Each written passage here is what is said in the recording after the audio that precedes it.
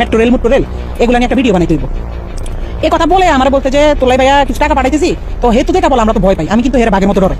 আমি না, আমাদের টিমের সবাই তার বাঘের মতো ডরাই। কারণ মানে সে অন্যরকম মানুষ ভাই। সে ক্যামেরার ভিতরে একরকম, ক্যামেরার বাইরে খুব ডেঞ্জারাস একটা লোক। তার কিন্তু সবাই ভয় পায়। ইউটিউব ইন্ডাস্ট্রিতে একটা টাইমে তার সবাই বাঘের মতো ভয় পাইতো। সবাই তার অফিসে লাগাইতেছে। যারা আমরা টিমের যারা মানে ছাত্র আন্দোলনের সময় তার বিপক্ষে চলে গেছিলাম। তার বেল্টের বাড়ি আমার বেশি কেউ খায়নি।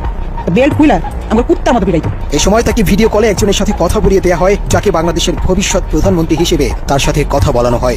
2-3 মাস পরে হয়তো তার মাথাটা আবার ঢুকছে যে রাই কি কারো আবার কিছু কইয়া লাইনি। হ্যাঁ, রাইটা আবার একটু দমক দিতে হইব। এমনি বড় একটা নেতার সামনে ফোন দিলে আমি একটু ডরাই যাই। আমি তো ডরাই আসলে, আমি কিন্তু ভয় পাই। তো হঠাৎ একদিন রাইতে আমি নোয়াখালী 10:30-11টার দিকে হঠাৎ একটা ভিডিও কল। তো দেখি এই তো আবার তলবারে কামড়ি জানলা এতদিন পর হঠাৎ কল দিয়ে আবার কি জানি কি কয়। হঠাৎ ফোন দিয়ে শুন তোর লাগে একজনের সাথে একটু কথা বলাই দিব, বুঝছো রাহি? পরে আমি কই জি ভাইয়া কোন সমস্যা নেই বলো। পরে দেখলাম হঠাৎ করে বিপিনুর ভাইয়ের সাথে আমার কথা বলা দিচ্ছে ভিডিও কলে। আমার কাছে একজন সাথে কথা বলা দিব, সে কিন্তু নেক্সট বাংলাদেশে অনেক বড় মাপের একজন কেউ হবে, প্রধানমন্ত্রী বা মানে ভালো একটা পদে যাবে।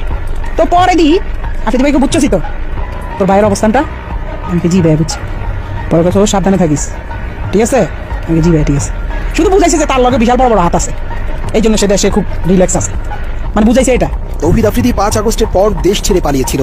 এরপর আসামি হয়েও আইনজীবী দিয়ে বাদীর মামলা পরিচালনা করা এবং নুরুল হক নূরকে নিজেদের পকেটে নেওয়ার পরেই আফ্রিদি সাহস করে আবারও দেশে ফেরেন। 5 আগস্টের পরে 2 মাস 3 মাসে আসে নাই, তখন আলহামদুলিল্লাহ বলছিলাম যে আল্লাহ সে না আসুক, সে তার মতো থাকুক, আমরা আমাদের মতো থাকি। আমরা তার কাছে যাইতাম চাই না, সেও আমার কাছে না আসুক। যে মানুষ 5 আগস্টের পরে আইসা দেশে স্টে করতে সুন্দরভাবে থাকছে, আল্লাহ তো আপনার সুযোগ দিচ্ছে, কিন্তু না আপনার ভিতরে তো ওই মনুষ্যত্ব না। আপনি শুধু রিভেঞ্জ, কারে ধরবেন, কারে মারবেন, কারে কি করবেন, আপনার মনের মধ্যে শুধু এসব হারাম। আল্লাহকে আমরা ছাড় দিব? এসব কারণে তো আল্লাহ আমরা ছাড়েন।